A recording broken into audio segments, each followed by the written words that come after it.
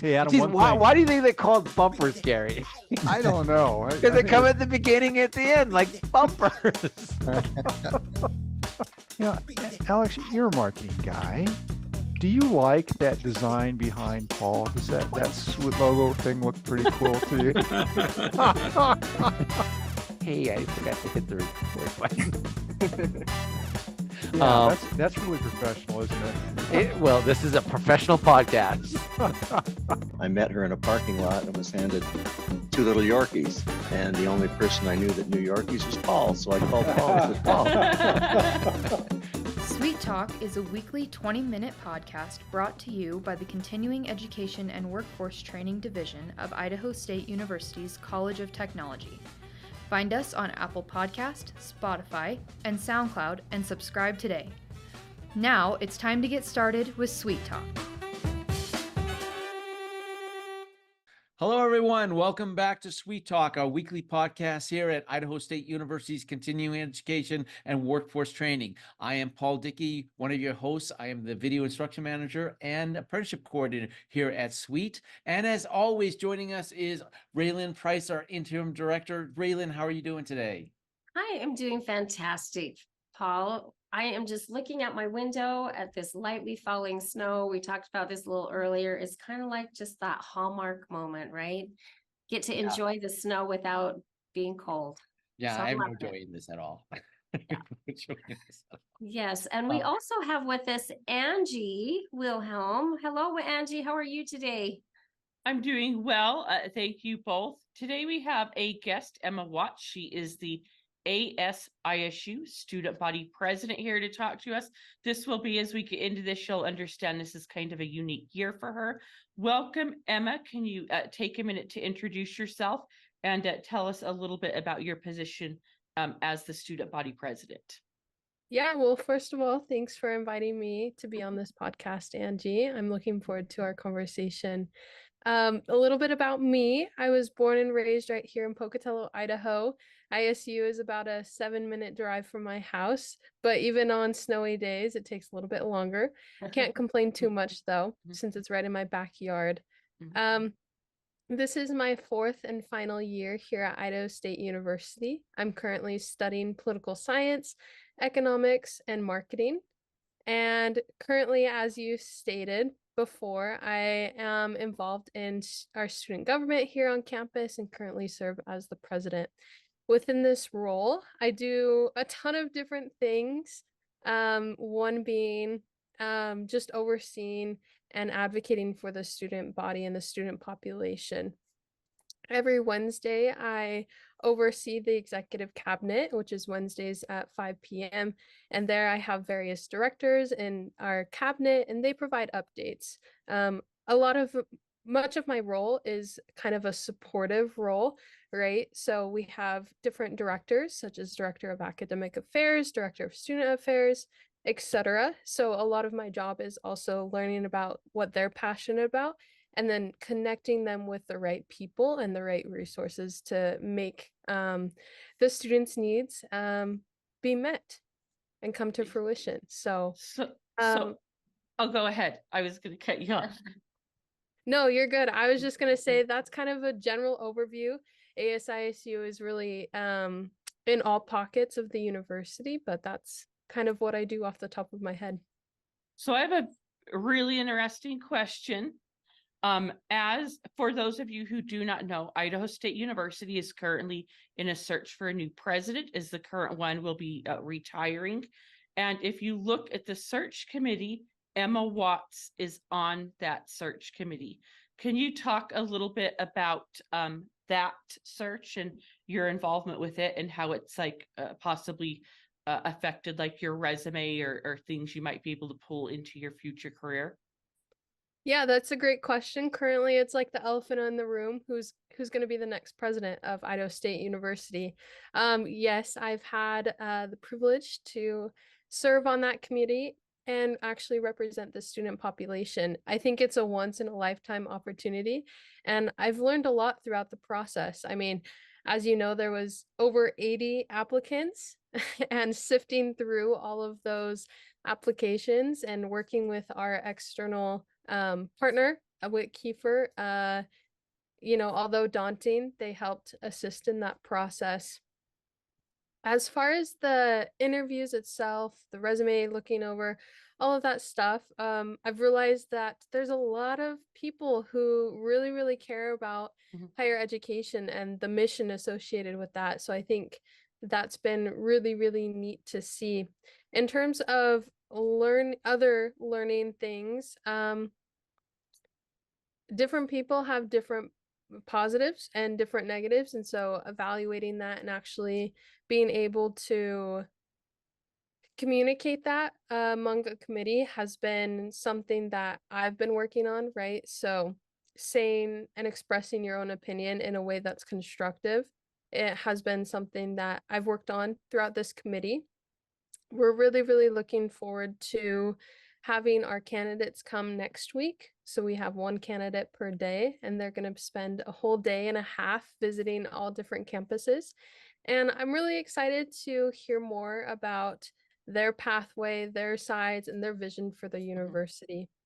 That's great. Hey, Emma, I have a question. As far as the input that you're getting from students, what have you found to be the best way to get the input, and how has that affected, the search? Yeah, that's a great question. A lot of the input that I've received has been more word of mouth. There hasn't been anything formal, like a survey, being put out, but I've heard that students really want someone who's actually on the ground and someone who's not on a pedestal, so to speak, but someone who students can just come up and say, "Hey, hi, how's it going? I am very comfortable telling you something that I might have an issue with, or something that is a recent accomplishment." So having a president who's really uh, reflective of what students say, but also celebrates the accomplishments of students is something that at least the students want to see. They also want a president who is involved on campus, so going to sporting events, student activity board events, someone who is basically there for the students, and the students are well aware of that. That's really cool. What a great opportunity you've had. That's amazing. Yeah, So- and I will say just another thing is next week we'll have 2 open forums per day for each candidate, and students will have an opportunity to actually ask questions of our candidates, and they can respond, and then they're able to fill out a survey that will then go to the state board. Excellent. Excellent. Now, Emma, this is kind of off what your regular roles as the president is, but you had mentioned that you're an advocate for the students. How do you advocate for the students at Idaho State University? Yeah, I feel like that's my main priority. Right now, the Roar Party, or the party that we ran on during our election season, was really advocating for 3 things.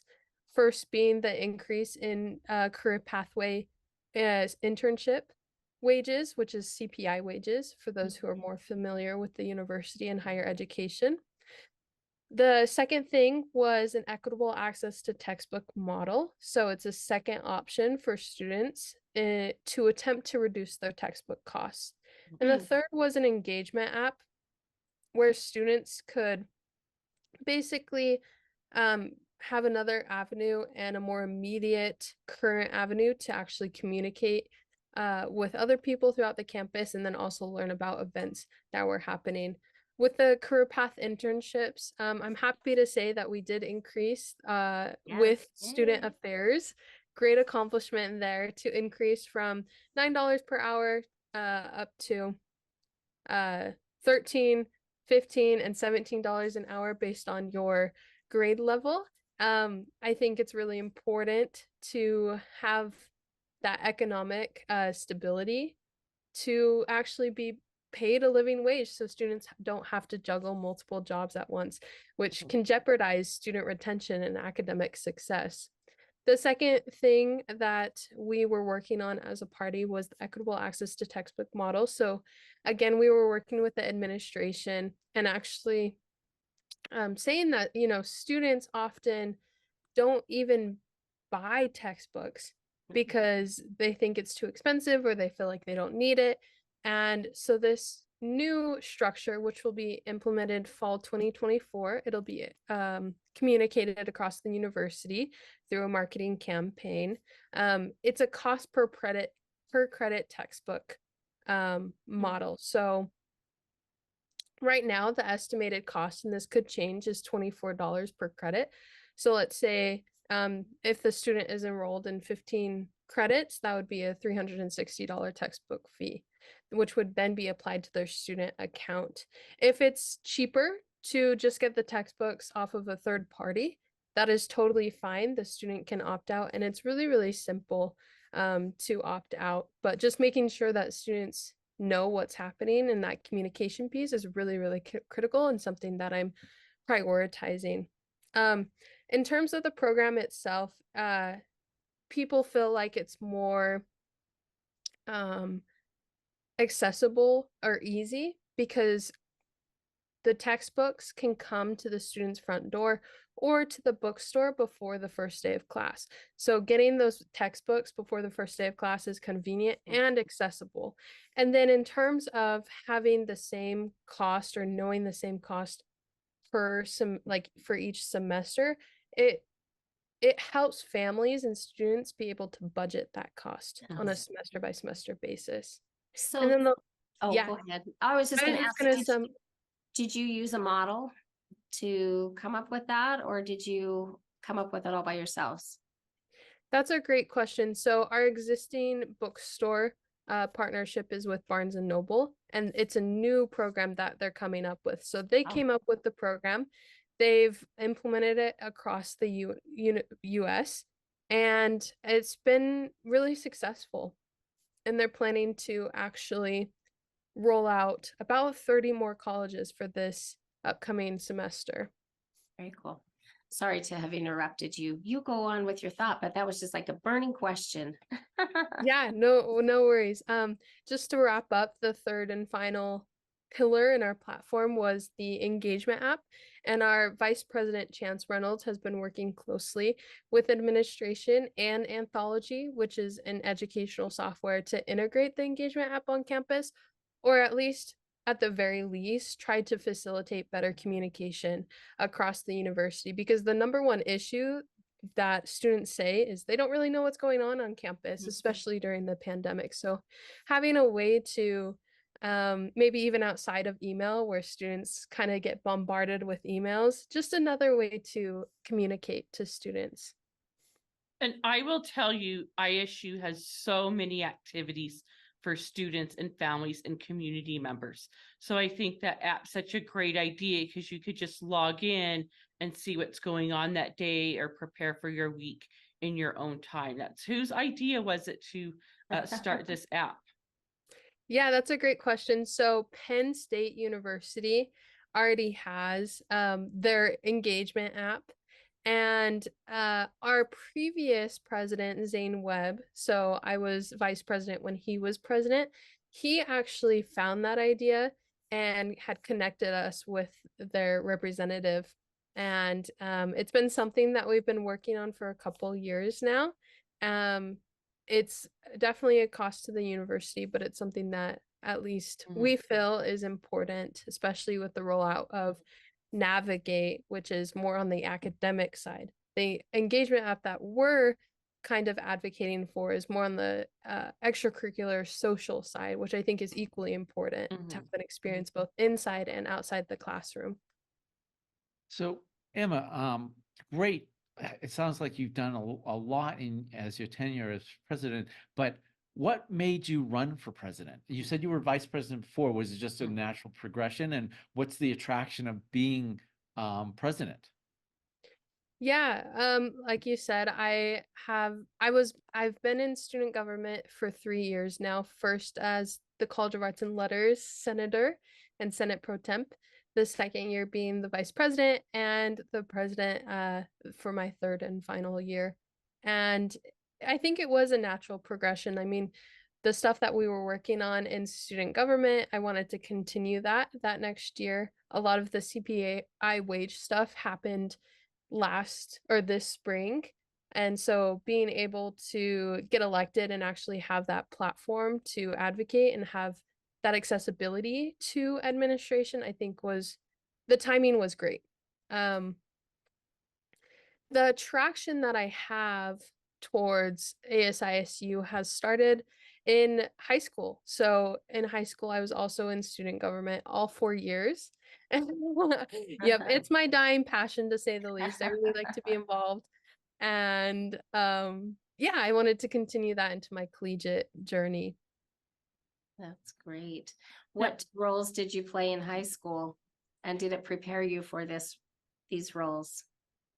Yes and no in terms of preparation.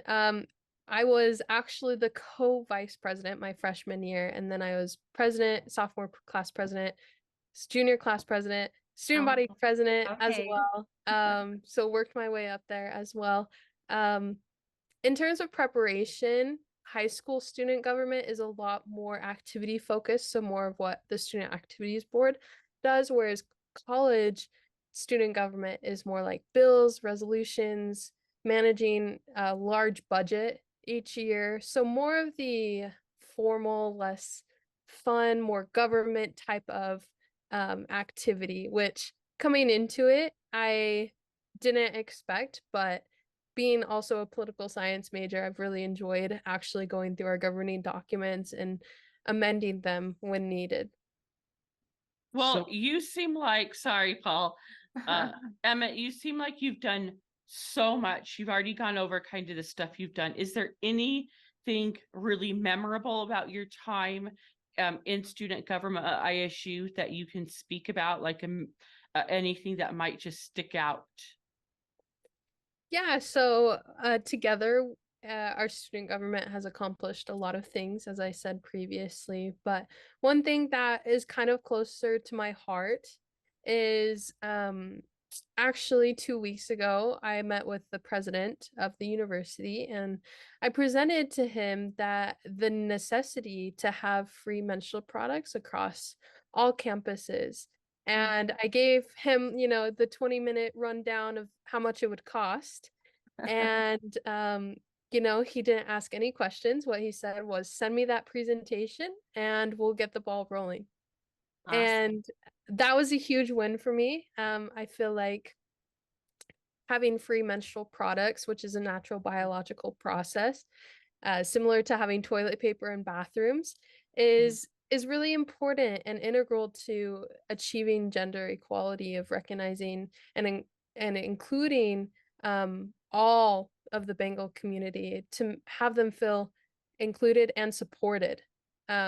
So just the way that it happened of the president actually believes in like what I say, so he trusts me sort of a thing was really, really cool to see for me. So in terms of the rollout of the free menstrual products in all female and gender neutral bathrooms, they'll buy the infrastructure in the spring and then it'll be integrated into next year's fiscal budget, primarily in facilities. Oh, that's perfect. Great. That's a great initiative. I also saw that you helped to co-author a book.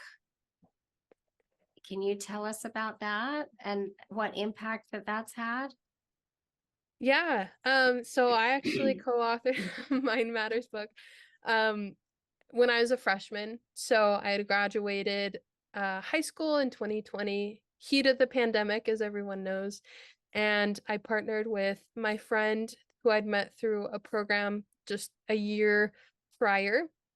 She was like, hey, I have this idea, but I need your help in terms of writing it and then also marketing the book. And I said, what else am I doing during the pandemic? I'll help you. So there was a team of a total of 3 of us, the third person kind of designing the book. And throughout that process, I had been primarily interviewing various student groups. So how are you feeling? How's your sleep changing? Are you sleeping more or less? What are your eating habits? How are you feeling? What's your outlook on life? That sort of a thing. And throughout those interviews, I was able to actually connect with students, although it was maybe on a screen or maybe on a phone call, and to know that the students were kind of going through this similar thing was really reassuring to me. And then having that book be published where we included those responses, I think was great for the readers to actually learn what the students were facing. That book has more than just quotes. It also has resources and then a specialized section for people of color. So making sure that we're inclusive of everyone's journeys. That's So cool. Emma, you're a political science major. You've been in school politics since high school. What is your career path? What would you like to do? Yeah, so I have a couple majors and it's because I'm not sure. So I have a couple options after graduation. I don't know. And I'm gonna graduate in the spring, and starting January, I'll start applying. As you know, kind of the job market is a little bit tight right now. There's a lot of great people applying for jobs, a lot of great skill sets. So I'm just gonna cast a wide net and really see where I'm gonna end up because I have a lot of passions in different areas, private, public, nonprofit spaces, and see and determine whether or not it's a good fit in terms of the values of the company or the organization. So when I know, I'll let you know. So no political aspirations then. Policy development is interesting to me for sure. I think it would be really cool to maybe go to DC, work for a think tank or whatever, and then come back to Idaho. But things could change. So So no, as no law school in the future. Law school is out. So as you guys may have heard, our timer went off. This goes by so quickly. Emma, if someone is interested in reaching out to you or to ASISU about students about really any questions they have on campus, or information about how they would get involved in being in student government, how would they reach out for any of those questions or concerns? Yeah, so they can always reach out to me at my email, emmawatts@isu.edu, or if they have more specific questions about ASISU or after I graduate, our email is asisu@isu.edu. If they're interested in running for an election, the best resource right now is to just look up on our website, isu.edu/ASISU. And it'll talk about how to apply, what positions are open, and what the expectations of those positions are. Our election season is actually going to start at the end of January, and it'll go until the second week in March. So if they have more questions or want to get involved, you can reach out via email or just look on our website. Excellent. Very Excellent. nice. Well, thank you so much for joining us today, Emma. It was very informative. I learned so much, and it sounds like you're a very extremely busy person. Braylon, thank you as always for being here. Hey, Angela, I can't do this without you. Now, if anyone wants to check out our offerings, they can visit our website at cetrain.isu.edu, or they can email us at cetrain@isu.edu, or give us a call at 208-282-3372. And if you like this podcast, it's our way of reaching out to the community. Please like, share, and subscribe. Thank you so much, and be safe out there.